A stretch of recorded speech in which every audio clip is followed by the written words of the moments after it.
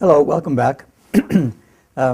We're telling some stories about the zoom-in, zoom-out model, and I have 6 interesting stories for you, I hope, very different ones, that help us understand the process of creativity, people who challenge their limits to change the world.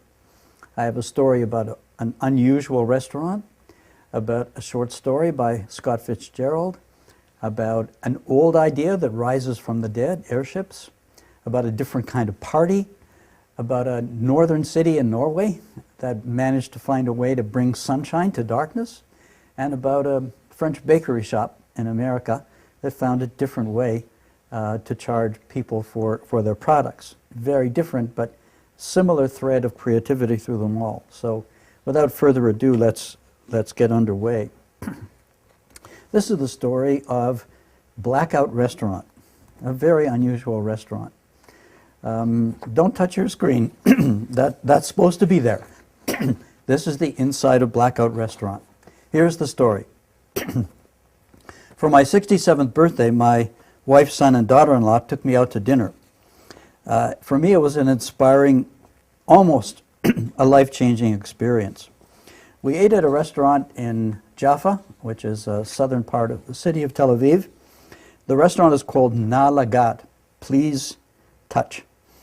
And it's at a center that hosts thousands of people yearly to its theater. Theater's unusual. The actors in the theater are those who are afflicted with an illness that makes them blind and deaf.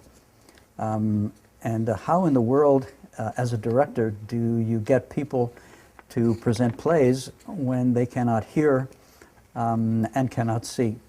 And a wonderful person named Adina Tal found a way to do that.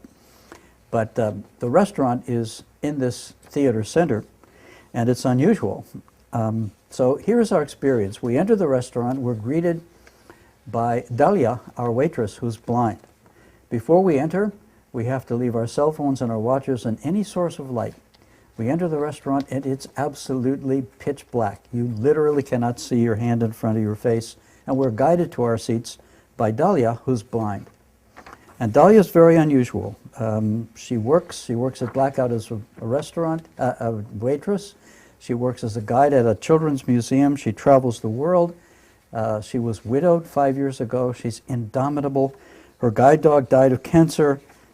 She carries on, and she's just amazing. And we have an outstanding meal.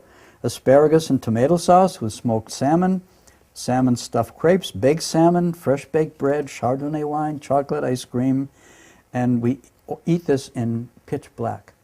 And you know, in the pitch black, because you can't see anything, all of your senses are focused on the taste of the food. And the taste is really unusual. So Blackout Restaurant. And one of your challenges, one of the 7 challenges, is can you come up with a different kind of restaurant? And all over the world there are restaurants that serve every possible kind of food. Can you innovate? Can you be creative in your restaurant? Not just in the food, but the way it's served, the way it's presented, the ambiance. Blackout Restaurant, the restaurant called Na Lagat, absolutely innovated in a creative and unusual way that brings many people to the restaurant. Another kind of innovation, an innovation by a writer named F. Scott Fitzgerald, the author of The Great Gatsby, who came from the university I studied at, Princeton University, the writer of the 1920s. Scott Fitzgerald wrote a short story in 1922 called The Curious Case of Benjamin Button. And if you saw the movie, it was made into a movie, I think, with Nicole Kidman. The theme of the short story and the movie is rather unusual. Benjamin Button is born old.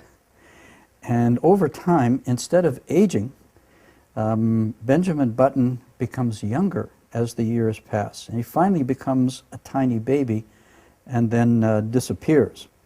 The movie won 3 Academy Awards, but it's an example of taking a basic assumption, which is that human beings are born babies and grow old, and you change the assumption and then explore what might happen if things worked in reverse. He took a chance. Creativity is risky. He took a chance on people ridiculing this or not reading the story because the basic premise is too ridiculous. But if you watch the movie, it's actually pretty persuasive. You would do this, what's called the willing suspension of disbelief. In much of literature, the author asks us to suspend our cynicism and our disbelief and just go with him for a while. And as you get into it, you accept the premise and you find the action rather realistic and interesting. The curious case of Benjamin Button. Zoom in on the short story, zoom out to examine possible themes and ways we can change it, and then zoom back in to develop it in a believable way with detail, characters, and so on. Now, we sometimes assume. Assumptions are dangerous. You can be creative by smashing assumptions that everybody accepts as fixed by pushing the limits. We assume that an innovation is something completely new. Truth is, as the Bible says, there's nothing new under the sun. In Hebrew, ein chadash tachat hashemesh. But here's an example of innovation, which occurs when you revive something that's old and you improve it. So in the 1930s, we had Zeppelins, we had airships, balloon-type vehicles filled with hydrogen that were lighter than air, that could carry passengers and cargo. Hydrogen is highly flammable. We're thinking of using it today to run cars. There was a terrible accident with the Hindenburg, a Zeppelin, which crashed and burned. Many people were killed. This was done on live radio. That was the end of hydrogen-filled balloons. But now we have airships that are filled with helium, and helium is an inert gas. It's almost as light as hydrogen, but it doesn't burn, and it's much safer. So we have company that is reviving the airship and using it 77 years after the crash of the Hindenburg to find new ways, economical ways to carry very large payloads over long distances. This is done by a project called the Hybrid Air Vehicles Project. It has a government grant, and the company has built an Airlander. It costs about $40 million to build. It carries 55 tons. It's about 300 feet in length, which is much longer than the biggest jet. And it uses 80% less fuel than a jet. So there's a worldwide competition now to build these airships. Maybe that will be a way for us to carry cargo and reduce the cost, create value for people, and to help our environment.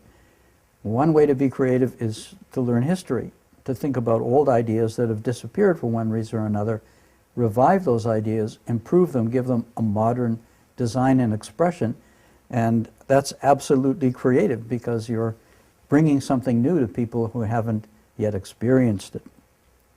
The Hindenburg disappeared in 1937, putting an end temporarily to airships. Daybreak Party, my next story. Innovation is not just about gadgets or new devices or iPhones or whatever. Innovation is also about when we do things. So most of us have been to parties, and parties take place at night. They start at 9, at 10, they start at midnight, they start at 1 a.m., but it's assumed that a party, if you throw a party, then it happens at night after work, on a weekend, in the late evening. Why? Why not throw a party at 6 a.m. or at 7 a.m. on a weekday, on a Wednesday before work? So here's the story of Daybreak Party. Two young entrepreneurs, their names are Matthew Brimmer and Radha Agrahal. They were 30 years old. They're edupreneurs. They're engaged in educational technology. Try to crack the problem we talked about earlier. Can we teach our kids better? And they have a company that offers online classes. But they had an idea of creating something they called a morning rave. That's a get-together held at 7 a.m. for 2 hours before you go to work at 9 a.m. These are daybreaker party, no drugs, no alcohol, no liquor or other substances. What do you do at the party? You get together, you mingle, you chat, and you dance. And they don't have alcohol because they want people to have the full use of their senses and enjoy the music and the body movement. Engage all the senses. So the parties are held monthly and midweek, different locations. You sign up by email. The idea is spread from Silicon Valley, now started in New York City, spreading to London, San Francisco, Tel Aviv. It started in my country. We've had parties for thousands of years, but just change the time from, say, midnight to 7 a.m. and you have an innovation. So how can you innovate? How can you be creative? Simply by changing the time for a familiar event when people actually do things. Can you create a restaurant and offer breakfast at midnight? My favorite meal is breakfast, and I would love to order breakfast later in the evening, and some restaurants allow it. Many others are too inflexible to allow that to happen. Zoom in, zoom out. Zoom in on the idea of a get-together, zoom out to examine different ways to do it, go up to the 989th floor, come up with this wild idea of having a party at 7 a.m. before work on a workday on a Wednesday, and then zoom back in, find a place, make it happen, find a way to invite people, and see if they come. And in fact, they do. Next story. This story is about a remote village in northern Norway called Rjukan, Norway. And the village of Rjukan, because it's very far north in Norway and because it's nestled in a valley within high mountains, for 6 months of the year, people who live in Rjukan do not see the sun. The sun rises briefly and then sets, and it never does come above the mountaintops, so people just don't see the sun. That's tough. That's what nature is given, right? Mountains, you can't chop down a mountain. So some engineers, creative engineers, challenge themselves with a question. How can you bring the sun to the people of Rjukan, Norway during the 6 months of darkness? And here's the answer. It's possible and it's doable. You take 3 mirrors, solar-powered, wind-powered mirrors. You place them on strategic points on top of the mountain, focus down on the village square, down in the valley in Rjukan. And these mirrors bring sunlight from the sun down to the village square. After church on Sunday, people flock to the square. They bring their deck chairs.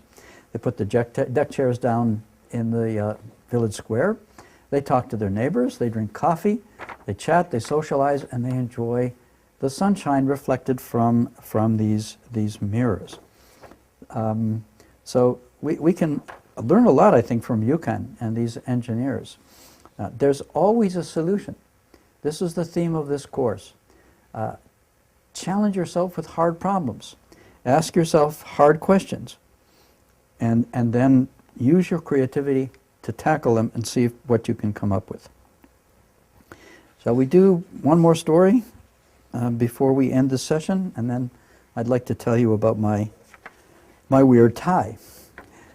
Panera. Panera is an American French bakery and cafe, and they've come up with an innovation. They've broken an assumption. They've zoomed in on their business, zoomed out to observe needs in the world, and zoomed back in with a solution. Now, normally we assume that in a business you make stuff and you sell to people and you charge a price and you tell people how much the stuff costs. And you try to set the price reasonably to create value for people, but also to leave enough profit so you can sustain your business and pay your wages. But Panera works a little differently. So when Jonathan walked into a branch of Panera, called Panera Cares. It's in Boston, near Government Center. It's the main center where the underground, the subway is. A smiling employee greets Jonathan at the door. Jonathan waits in line. He orders a tomato mozzarella panini, really good. And then he asks the clerk, and wait a second, the clerk, when he takes to the cash register, there's no cash register. There's no cash register in the entire store. What's going on? So he asks the clerk, can I pay $2? Because that's all I have. That's all Jonathan has. And the clerk says, sure. So there's a box, and Jonathan puts his $2 into the box and gets his sandwich. And in fact, that's the innovation of Panera Cares. And there are several other branches of Panera that do the same. There's no fixed price. You pay what you can afford. If you can't afford anything, you get the food for free. If you can afford to pay more, you pay more so that you can fund the sandwich for perhaps a homeless person who doesn't have any income. So the restaurant at 3 Center Plaza is very busy, but the co-chief executive, Ron Shakes, calls this a test of human nature.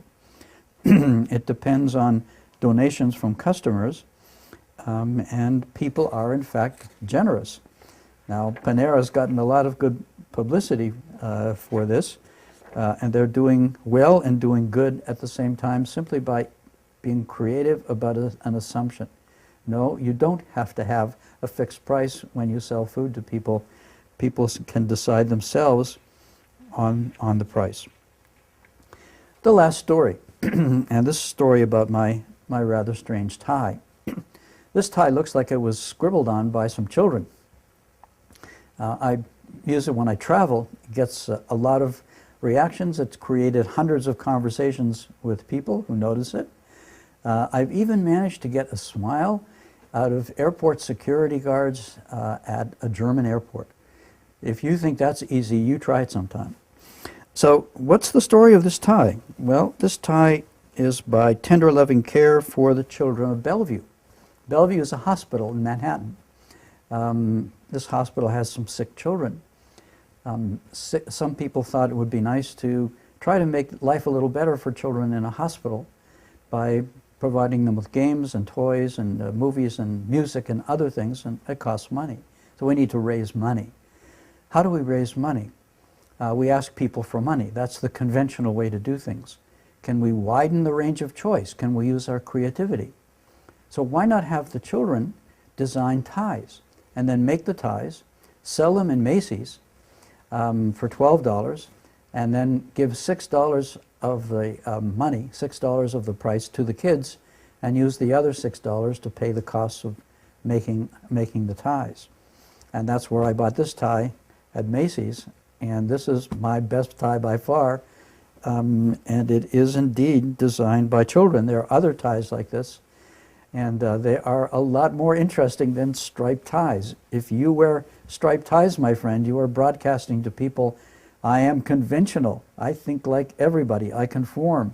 If you wear weird ties like this, you tell people, I am creative. I'm different. I think different.